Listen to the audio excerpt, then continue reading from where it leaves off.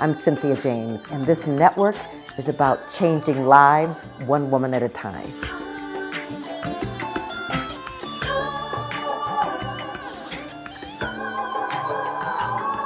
Hello, and welcome to Women Awakening. I'm your host, Cynthia James, and I'm so excited that I get to bring to you every week extraordinary women, women that have taken charge in their lives, women that have stepped into their power, women that have said that they're here to do great things unapologetically. And because of that, then we get to give to you the opportunity to remember that you have the same abilities within you. They are examples, they're not exceptions. So we are on Spotify, iTunes, iHeart, Spreaker, Amazon, and YouTube. Just subscribe to Women Awakening and come back every week and be inspired. I have today a beautiful woman whose name is Laëtitia Nguyen. She grew up in the French Alps, but later lived in 7 countries around the world. In 2017, she was left by her fiance 3 months before the wedding. So she decided that she was going to do everything as planned and she was going to marry herself on the beautiful island of Santorini. And then right after, she listened to her soul and she changed careers, reconnecting to her true self. She became a writer and an artist, being a finance manager for a decade in an international group. She created a blog about Elle in 2018, and she wanted to share her story to inspire self-love and courage. What I love about her is that she's been in the press all over the world, and she's taken a step further. She created a book, her first book, called My Solo Wedding in Santorini, or How I Saved My Life. It's in English and French. Laëtitia, welcome. Thank you for having me. It's such a pleasure. Well, I'm so excited to have you here. And I want to start with what I usually do with my guests is, how did you grow up? Well, I grew up in the French Alps, and actually it was pretty special because we were only 3 Asian in the small town I grew up. My dad, my sister, and myself, because my mom was French and she was white. So it was very interesting because at a very early age, I felt I was different. And of course, I mean, I've been bullied because of that. But, you know, it gave me the resilience and the strength to discover that instead of thinking I was different, I was special. Yes. And this is really something really important in my personality, in everything I've done my entire life.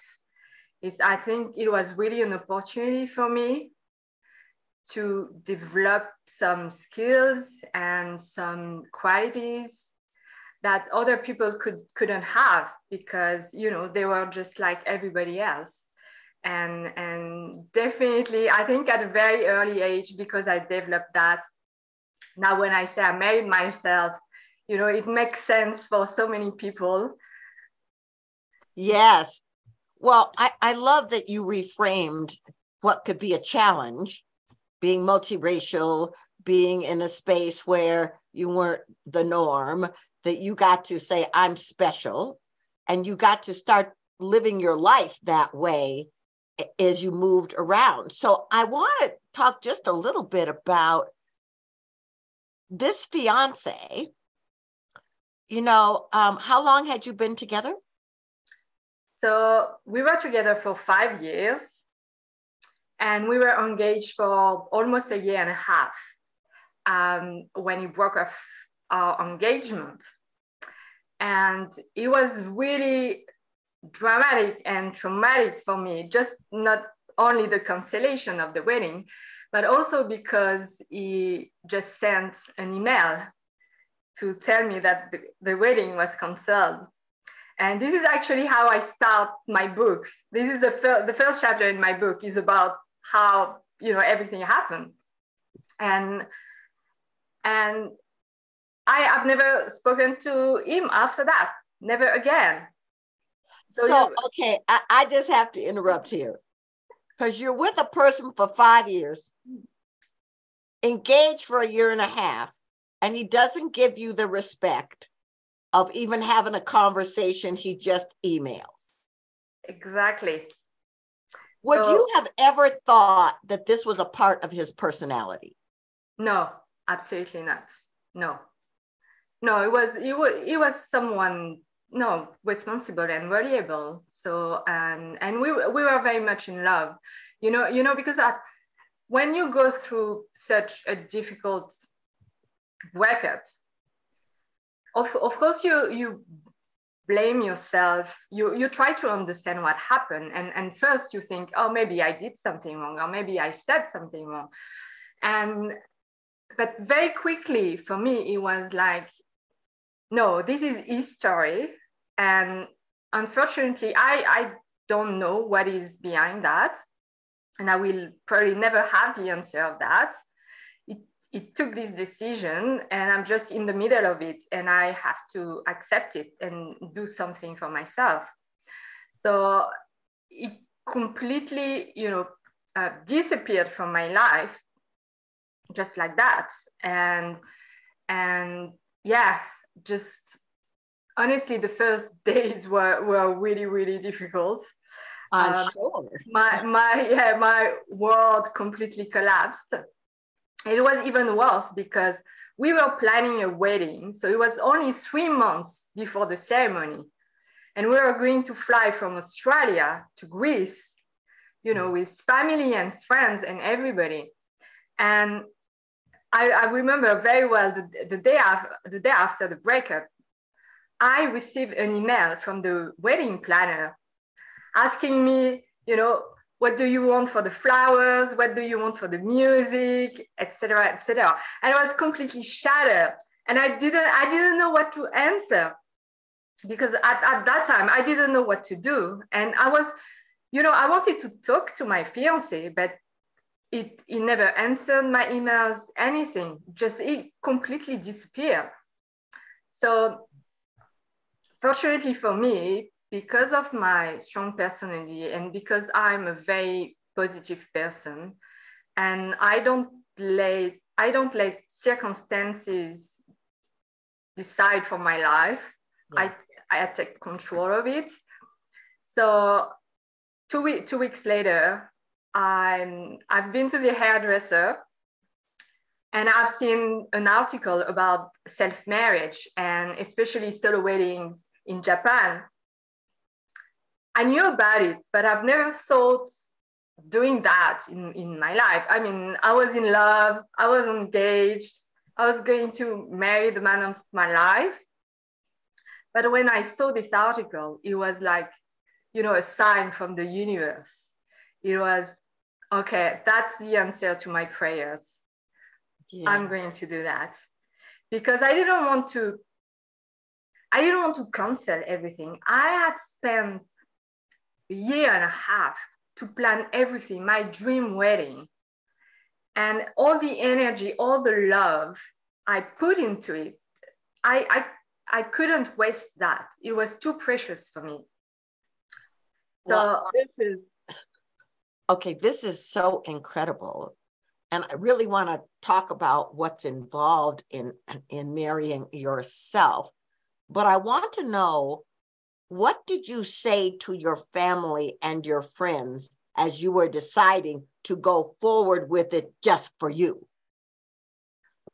So I told them that obviously the fiancé was not here anymore. It was not a picture anymore. And because everything was planned, like all the flight tickets were booked, my friends and family, they took holidays to go there. So it was, I told them only a month before, because I was so scared. I was so afraid to tell them, and I needed them by my side. So I started there. I said, you know what? He left. I am shattered. My world collapsed. I'm not sure what I'm doing right now. But what I know is I'm going to marry myself in Santorini, as planned, and I need you by my side. So don't try to understand, because even me, I don't understand what I'm doing right now. But just be there for me and hold my hand, and that's it. And I am so very blessed because I have incredible family and friends. My parents are lovely, my young sister too, and everybody said yes. And they said, yeah, we'll be there for you. And yeah. That's beautiful. Okay, so who did the ceremony? So I had an official Greek celebrant who did the ceremony there. And it was the first solo wedding in Greece. So it was just fantastic because my wedding planner and the celebrant, they just told me, do whatever you want to do and we'll follow. And this is exactly what happened. I had the great chance to organize everything the way I wanted to be. And it was really like a normal, I would say, wedding, just without the groom, because I had an official celebrant. I had an incredible venue because it was in a vineyard on the cliffs of Santorini, with a beautiful view on the caldera. So it was absolutely amazing. We had a DJ. We had fantastic food buffet. It was. I had the white dress and the flowers and absolutely everything. So it was absolutely like a normal wedding, just without the groom. Well, first of all, I want to celebrate your bravery. I want to celebrate you taking charge of your life in that moment and being with the feelings of the disappointment and the hurt, but making a decision for you. I just think that that's extraordinarily powerful. And when you married you, what was the feeling? So first, thank you very much. And it was very interesting because when I took the decision to marry myself, it was definitely a question of survival for me, no doubt about it. And so, as I said, I didn't know what I was doing, but I knew it was the right thing to do. And the morning of the wedding, of course, I thought of my fiance, but it was more like, you are really missing something here because something great is going to happen. Yeah. So my mindset was, it's really interesting because my mindset was strong. Of course, I was sad. Of course, I wanted to marry him still at that time. I was still in love, obviously. But I knew I was doing the right thing. And during the ceremony, something happened. I had an epiphany and I realized how much love and respect I had for myself. Yeah. And I didn't know that before. Even if I made the decision to marry myself, like 3 months before, I didn't realize that. And this is really happened during the ceremony while I was telling my vows and everything. It poured me like from above, definitely. It was like, oh, wow, I will always have my back. Yes. Oh, yes. And well, it's, the thing is, it's like, it often happens with people, they take a brave step and then an epiphany happens. Something comes in. And so I want to know, so you from that moment, you changed your career and you became a finance manager. And where did the blog come in? So I was, so before my wedding, I was a finance manager for a big company. And when I married myself,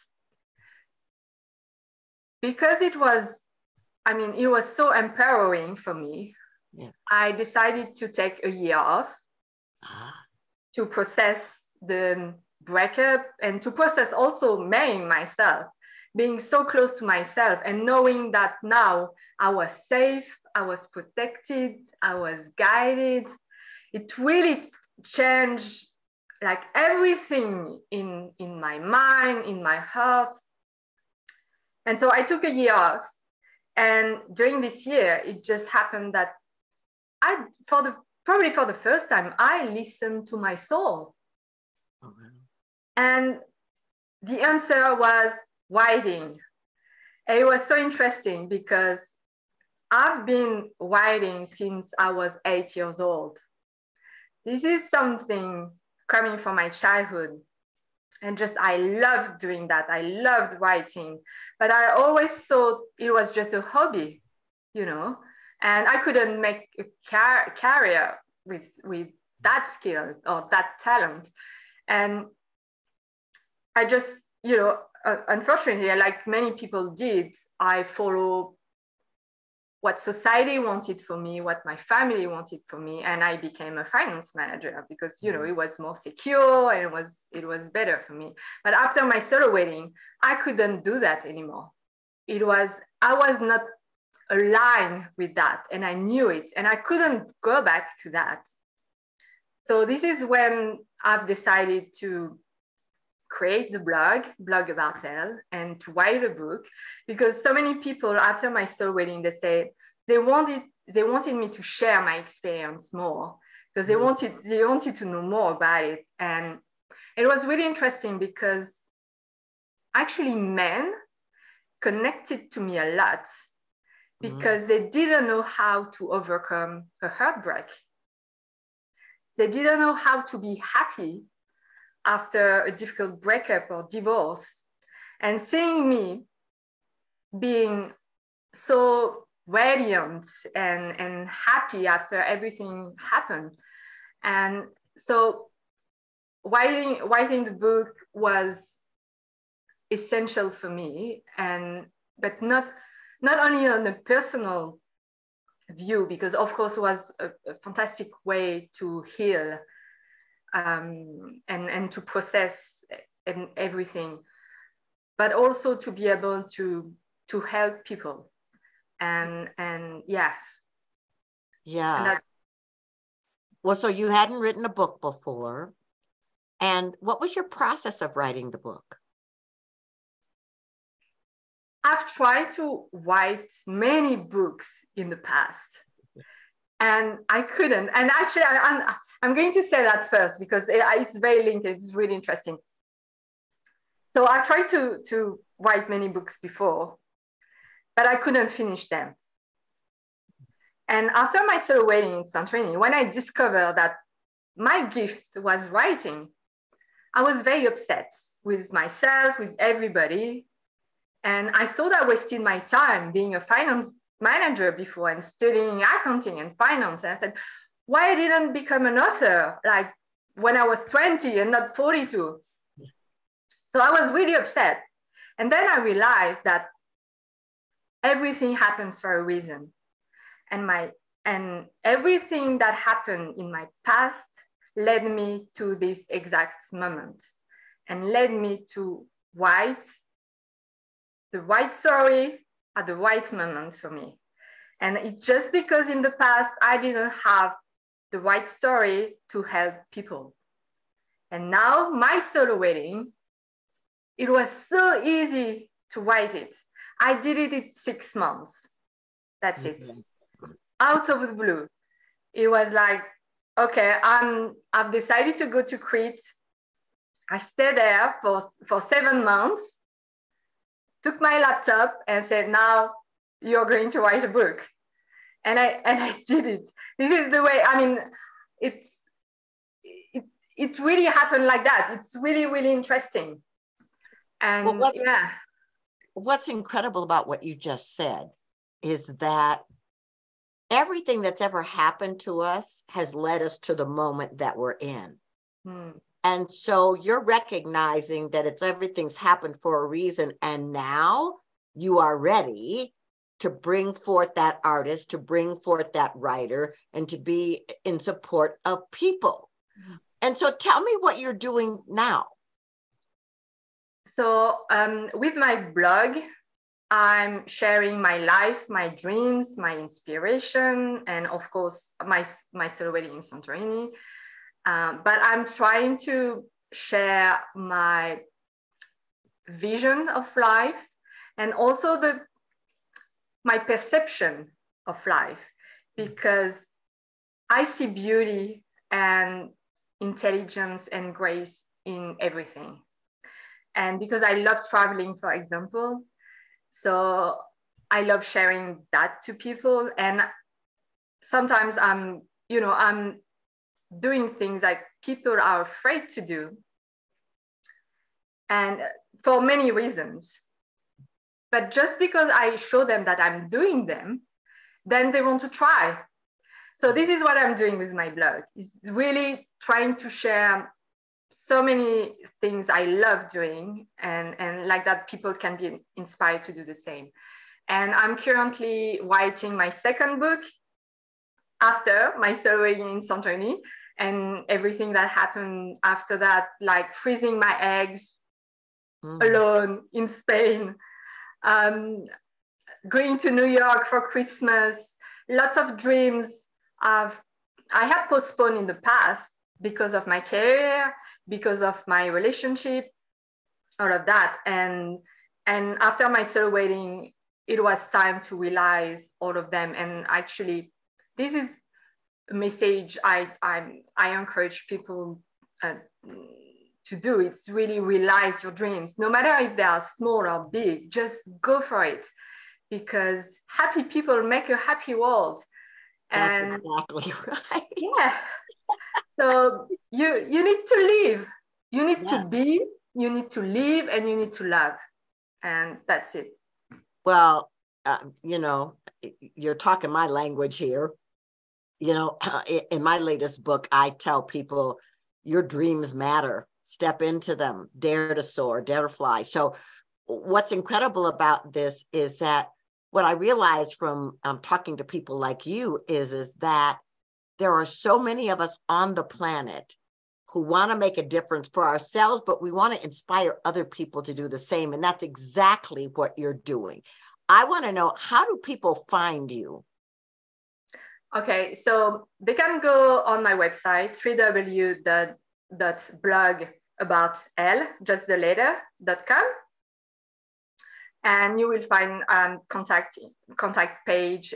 They can send me a message there, and also on social media, Instagram, Twitter, YouTube, Facebook. It's just at blogaboutl. At blogaboutl. Love it, love it, love it. So, what an extraordinary conversation here. You're so inspirational, and the light in your face and the porcelain skin that you have that's radiating is quite magnificent. I ask the same last question of every guest on my show. The show is called Women Awakening. What do you think is the most important thing about women awakening at this time on the planet? Embrace your feminine energy.